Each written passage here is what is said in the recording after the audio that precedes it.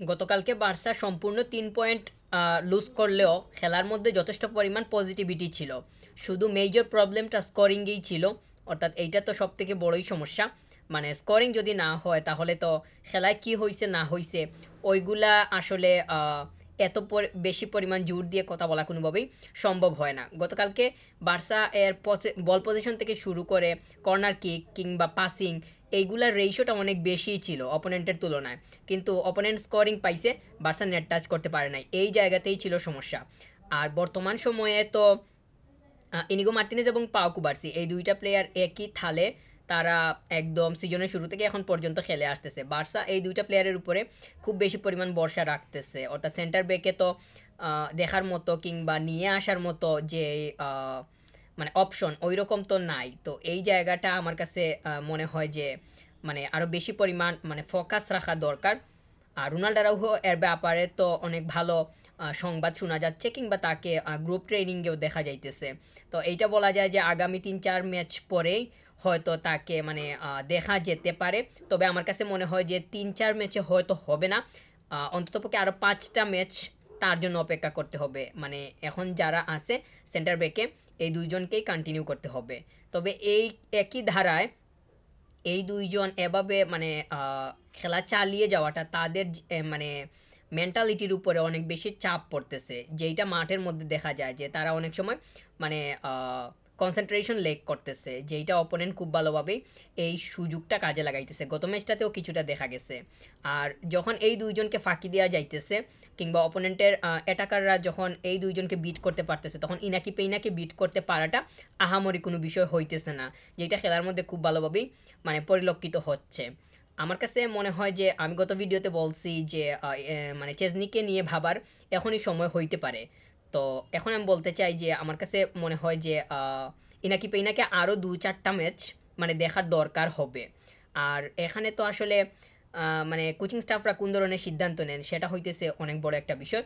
Match অফিসি মানে team অফিসিয়ালরা কোন বিষয়ে যাবেন কিংবা মানে হ্যান্সি ফ্লিকের যে টিম পরিকল্পনা কিংবা খেলার স্টাইল এটার সাথে আসলে ইনাকি পেইনাক বর্তমান সময়ে যায়, নাকি ইনাকি পেইনাকে সরালে চেজনি আসলে সে এই মানে পরিকল্পনাটার এক্সিকিউশন ঠিকঠাক মতো করতে পারবে, এটা হইতেছে আরেকটা বিষয়। তবে চেজনিকে এই মুহূর্তে প্রেফার করা যেতে পারে সামনের ম্যাচের জন্য। কারণ যেহেতু ইনাকি পেইনা এর পারফরমেন্সটা কোনো জায়গাতে স্টেবল অবস্থায় নাই, আপস ডাউন খুব ভালোভাবেই দেখা যাইতেছে। যখন যেহেতু ডাউন দেখা যাইতেছে তাহলে এই মুহূর্তে চেজনিকে অবশ্যই প্রেফার করাটা মানে খারাপ হবে না। তবে শেষ পর্যন্ত মানে দেখতে হবে যে আসলে চেজনি এর অভিষেকটা কত দেরিতে হইতেছে কিংবা কখন হইতেছে। আর রোনাল্ড আরাউহো যেহেতু গ্রুপ ট্রেনিং করতেছে কিংবা প্র্যাকটিস গ্রাউন্ডে তাকে মানে দেখা যাইতেছে, তাহলে এটা অবশ্যই স্বস্তির একটা বিষয়। তাহলে তাকে হয়তো সামনের দিকে মানে আগামী কয়েকটা ম্যাচের মধ্যেই দেখা যাওয়ার সম্ভাবনা থাকতে পারে। তাকে অবশ্যই দরকার। সব থেকে বেশি মানে ইম্পর্টেন্ট জায়গা হইতেছে যে সিবিতে যারা আছে যে কোনো একজনের অন্তত পক্ষে হলেও তো মানে কিছুটা হলেও তো রেস্ট হবে কিংবা একটু মানে সাপোর্ট হবে যে আরেকজন আছে এই বিষয়টা। তো রোনাল্ড আরাউহো এর ফিরে আসাটা দরকার। অবশ্যই ক্রিস্টানসেনের ব্যাপারে কোনো ধরনের কোনো নিউজ কিংবা কোনো কিছুই দেখি নাই কিংবা পাওয়াও যাইতেছে না। তো তার ব্যাপারে কোনো কিছু জোর দিয়ে বলতে পারতেছি না। তবে যেহেতু রোনাল্ড আরাউহো এর রিকভারি এর শেষ পর্যায়ে আছে, তাহলে তাকে কিছুদিনের মধ্যেই দেখা যাওয়ার সম্ভাবনা অনেক ভালোভাবেই তৈরি হবে বলেই মনে করতেছি।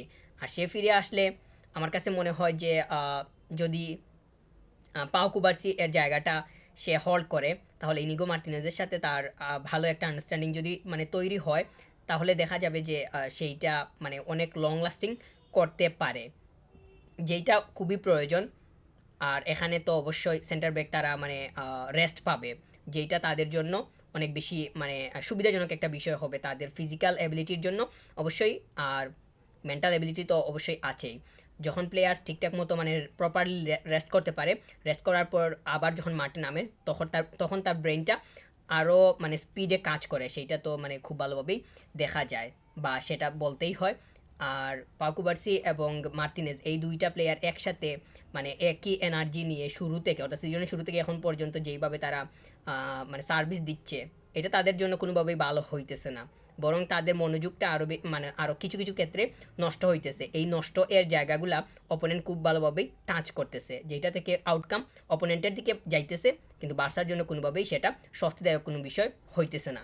তো রোনাল্ডো আরাউহো যেহেতু ফিরে আসতেছে, কিছুদিন অপেক্ষা করতে হবে। তো সে যেহেতু মানে মানে ভালো অবস্থানে আছে, তার রিকভারি এর জায়গাটা খুব ভালোভাবেই মানে রান করতেছে। সে যেহেতু গ্রুপের সাথে অ্যাড হয়ে গেছে, তার মানে বলা যায় যে সে একদম শেষ পর্যায়েই আছে। রিকভারিটা যদি মানে আর একটু স্মুথলি আগায়, তাহলে দেখা যাবে যে কোচিং স্টাফরা মানে ম্যাচের জন্য হয়তো মানে প্রেফার করেও ফেলতে পারেন খুবই তাড়াতাড়ি, যেইটা বার্সার জন্য অনেক বেশি ভালো একটা বিষয় হবে। আর গত ম্যাচটাতে অনেক মানে এখন যদি গত ম্যাচটা নিয়ে আরও কিছু বলি, গত ম্যাচটাতে অনেক পজিটিভ সাইড ছিল। তার মধ্যে রাফিনহাকে নিয়ে আলাদাভাবে বলতে হয়, কারণ এই প্লেয়ারটা সিজনের শুরু থেকে এখন পর্যন্ত প্রতিটা ম্যাচে এভারেজলি যেইভাবে তার পারফরমেন্সটা সে শো করতেছে, এইটা অবশ্যই মানে আলাদাভাবে অ্যাপ্রিসিয়েট করার মতো। আর তার এনার্জির পরিমাণটা যেইভাবে দেখা যাইতেছে, আসলে ওই ধরনের এনার্জি বার্সা টিমে এই মুহূর্তে যে আর কেউ শো করতেছে কিংবা ওইভাবে দেখা পাওয়া যাইতেছে, সেটা মনে করতেছি না। তো রাফিনহা এর রেস্ট প্রয়োজন।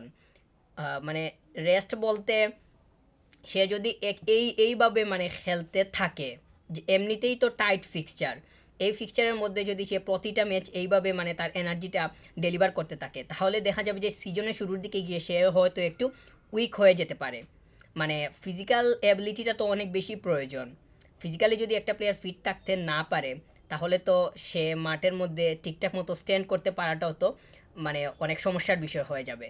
তো আমার কাছে মনে হয় যে রাফিনহাকে অনেক মানে রাফিনহা এর জন্য কিভাবে তাকে মানে রেস্ট করানো যায়, কিংবা তাকে একটু সাইডে রেখে এই জায়গাটা অন্যকে দিয়ে তার মতো করে চালিয়ে নিতে পারার যে কৌশলটা, সেটা আবিষ্কার করা কিভাবে যায়, সেটা নিয়ে ভাবা দরকার।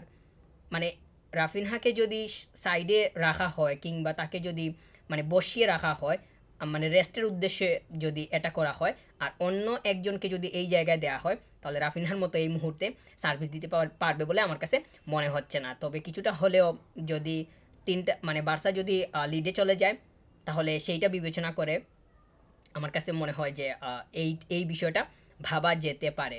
তবে টিম অফিসিয়ালরা কীরকম চিন্তা করবেন, সেইটা হইতেছে একটা বিষয়।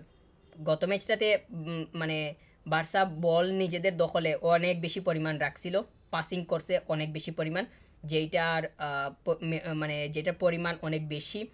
মানে গত ম্যাচটাতে যে মানে বক্সের বাইরে থেকে খুব বেশি পরিমাণ শ্যুট দেখা গেছে, শ্যুট করতে পারছিল বা শ্যুট করতে চাইছিল, ওই রকম কোনো আগ্রহ ওইভাবে শো করেই নাই। গভীর স্টার্ট করছিল, গভীর কাছ থেকে যে ভালো মানের কোনো শ্যুট আউট মানে বক্সের বাইরে থেকে পাওয়া গেছিল, কিংবা সে করার মতো টার্ম নিছিল, কিংবা সে অ্যাটেম্প্ট নিছিল, সেইটাও মানে ওইভাবে দেখা যায়নি ফার্স্ট হাফে।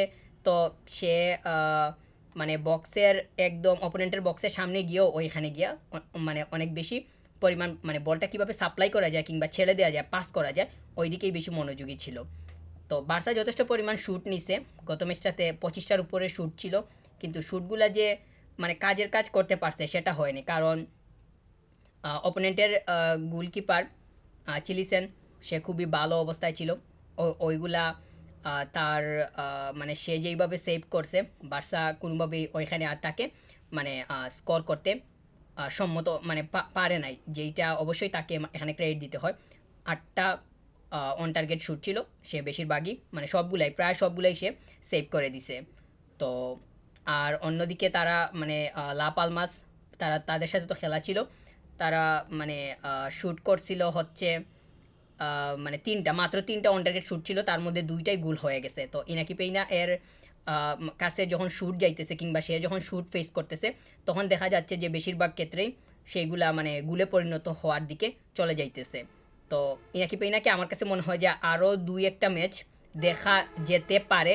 তবে চেজনিকে যদি প্রেফার করে ফেলাই হয়, তাহলে সেটা খারাপ হবে না। তবে শেষ পর্যন্ত এই এই বিষয়টা সম্পূর্ণ নির্ভর করতেছে হ্যান্সি ফ্লিকের উপরে, কিংবা মানে কোচিং স্টাফদের উপরে। আমার কাছে মনে হয় যে এইটা নির্ভর করতেছে কোচিং স্টাফদের উপরে, কারণ এখানে যে অন্যান্য যারা আছে, তাদের সিদ্ধান্তটাও এখানে অনেক বেশি কাজ করবে। তো সেটা জন্য অপেক্ষা করতে হবে। ইনাকি পেইনাকে এই মুহূর্তে মানে সরিয়ে চেজনিকে দেয়াটা কতটুকু পরিমাণ লজিক্যাল হইতে পারে, কিংবা সেইটার মানে ইফেক্টটা সামনের ম্যাচে কিংবা মানে সামনের দিকে কীরকম পড়তে পারে সেই বিষয়টা নিয়েও ভাবা অনেক বেশি দরকার হবে। আর ট্রেনিং গ্রাউন্ডে আসলে কীরকম মানে পরিকল্পনা সাজানো হইতেছে সেইটাও একটা বিষয়। গত ম্যাচটাতে বার্সা স্কোর করতে পারে নাই, স্কোরিংয়ের মানে কিছুটা প্রবলেম ছিল, কিছুটা না অনেক বেশি প্রবলেম ছিল। তবে এইটা কাটিয়ে ওঠা মানে সমস্যার বিষয় হবে না যদি প্লেয়ারগুলা, আর বার্সা তো এই সিজনে বড় বড় স্কোর পাইছে 5টা 7টা, এটা তো মানে দেখাই গেছে। লেভানডস্কি গত ম্যাচটাতে সে যে খুবই মানে ফ্রি অবস্থায় কিংবা খুবই মানে ভালো অবস্থায় নিজেকে দাঁড় করাইতে পারছিল সেটা বলার ওইভাবে কোনো সুযোগ নাই। তো সামনের ম্যাচগুলোতে বার্সা দেখা যাক যে আসলে কি করতে পারে। স্কোরিংয়ের দিকে বেশি মনোযোগী হওয়াটা বেশি দরকার হবে। স্কোর বের করে নিতে পারলেই মানে তো পয়েন্ট এমনিতেই চলে আসবে। আর যদি বল পসেশন কিংবা পাসিংয়ের দিকেই বেশি মনোযোগী থাকে তাহলে তো শুধু এগুলাই ভাড়বে, কোনো পয়েন্ট আসবে না।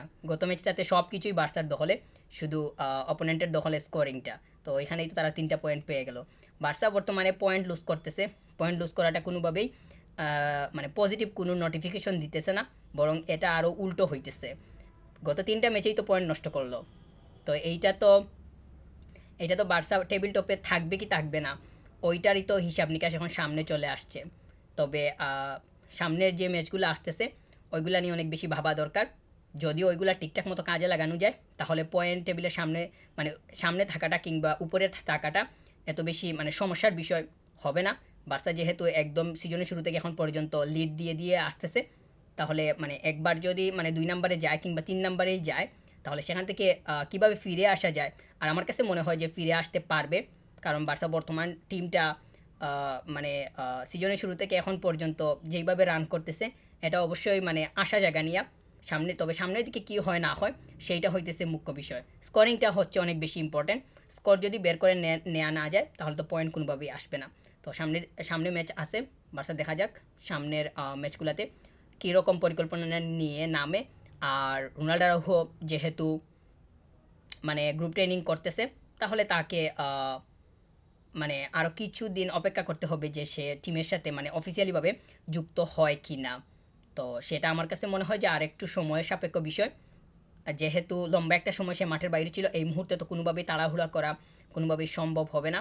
কারণ তাড়াহুড়ো করে যদি তাকে মাঠে প্রেফার করা হয় কিংবা ম্যাচে নামানো হয় তখন দেখা গেল যে হালকা চোটটা অনেক বড় আকার ধারণ করছে, যেটা কোনোভাবেই বার্সার জন্য ভালো হবে না। তো সে একদম 100% একদম ফিট হয়ে কিংবা তার রিকভারি প্রসেসটা একদম ক্লিনিক্যালি ফিনিশ করে তারপরেই আসুক, যেটা অনেক ভালো হবে কিংবা সেটার স্থায়িত্ব অনেক লম্বা হবে বলেই মনে করতেছি। আর সামনের ম্যাচটাতে চেজনিকে দেখা যায় কি না সেটার জন্য অপেক্ষা করতে হবে। তবে আমার কাছে মনে হচ্ছে চেজনিকে দেখা যাওয়ার সম্ভাবনা সামনের ম্যাচটাতে নাই। আমার কাছে এটা ধারণা করেই বলতেছি, এই সংক্রান্ত কোনো কিছু দেখি নাই। তবে এটা আমি ধারণা করেই বলতেছি পেইনার উপরেই ভরসা রাখা হবে। তবে যদি চেজনিকে দিয়ে দেওয়া হয় তাহলে তো মানে এখন এটা কোনোভাবেই মানে বলা সম্ভব না, সেটার জন্য মানে অপেক্ষা করতে হবে। তবে যেই আসুক তার জায়গাটা সে যাতে ঠিকঠাক মতো হোল্ড করে। 3টা অন টার্গেটের মধ্যে যদি 2টাই গোল হয়ে যায় তাহলে কিপারকে নিয়ে আর কি বলার তাকে, মানে মানে 3টা যখন অন টার্গেট শ্যুট হয় এর মধ্যে যদি 2টাই কিপার মিস করে ফেলে তাহলে তো আসলে মানে কিপারের উপরে ওইভাবে ভরসা রাখার মতো যেই সুযোগ কিংবা যে স্কোপটা সেটাই এমনিতেই নষ্ট হয়ে যায়। নাকি পেইনা সে বিগত মানে বিগ বিগ ম্যাচ কিংবা ইম্পর্টেন্ট ম্যাচগুলোতে ভালো ভালো সেভ করছে, ওইখানে তার ক্লিন শিটও ছিল। লাস্ট ক্লাসিকোতে তো ক্লিন শিট রেখে আসছে, তাও এওয়ে ম্যাচে রিয়ালের মাঠে। কিন্তু কিন্তু গত ম্যাচটাতে সে কী করলো, তার মানে তার পারফরমেন্সটা কোনোভাবেই নির্দিষ্ট জায়গায় নাই, ওইটা ফ্লাকচুয়েটিং করতেছে। তো এই অবস্থায় যদি চেজনিকে প্রেফার করা হয় তাহলে সেটা কীরকম হবে না হবে সেটা একটা প্রশ্ন। আর সেটা হবে কি না মানে প্রেফার এই মানে সামনের ম্যাচে দেখা যাবে কি না সেটার জন্য অপেক্ষা করতে হবে বলে মনে করতেছি। আর আমার কাছে মনে হয় যে বার্সার ব্যাকলাইনটা খুব বেশি পরিমাণ সচেতনতার সহিত মানে হ্যান্ডেল করা দরকার। কারণ ব্যাকলাইন যখন পাড়ি দিতেছে এই মুহূর্তে অপোনেন্টের অ্যাটাকাররা যখন ব্যাকলাইনটা পাড়ি দিতে পারতেছে তখন গোলকিপারকে বিট করতে পারাটা তাদের জন্য কোনো সমস্যার বিষয় হইতেছে না। তো এই জায়গাতেই হইতেছে অনেক বড় একটা মানে প্রবলেম বলেই মনে করতেছি। তো এই জায়গা নিয়ে কাজ করা দরকার। মানে গোল কনসিড করলেই যে মানে সেটা ভালো তাও তো না, মানে গোল কনসিড করাটা তো কোনোভাবেই মানে ভালো কোনো কিছুর লক্ষণ না। গোল কনসিড করলে তো আরও পিছিয়ে যাওয়ার সম্ভাবনা থাকে বা এটা মানে তৈরি হয়। মানে গতকালকে যদি বার্সা মানে একটা গোল কম কনসিড করতো তাহলে তো হিসাব নিকাশ অন্যরকম হইতে পারতো। তো সে যেটা গেছে তো গেছে, সামনের দিকে কিভাবে সেইটা আর না হয় ওই দিকে মনোযোগী হওয়াটা দরকার। ব্যাকলাইনটা ঠিকঠাক মতো রাখা গেলে আউটকাম অবশ্যই ভালো আসবে। ডিফেন্স অনেক কিছুই করতে পারে, মাঠের মধ্যে ডিফেন্সের যে ভূমিকাটা সেটা অনেক কিছুই করতে পারে। তবে সামনের ম্যাচটাতে দেখা যাক বার্সা আসলে কোন ধরনের পরিকল্পনা নিয়ে নামে, কোন ধরনের কোনো বড় মানে চেঞ্জিং আসে কিনা। তো শেষ পর্যন্ত মানে অপেক্ষা করতে হবে ম্যাচের আগ পর্যন্ত। দেখা যাক বার্সা মানে আগামী ম্যাচটাতে কীরকম পরিকল্পনা নিয়ে নামে কিংবা কীরকম স্টাইলে খেলার চেষ্টা করে।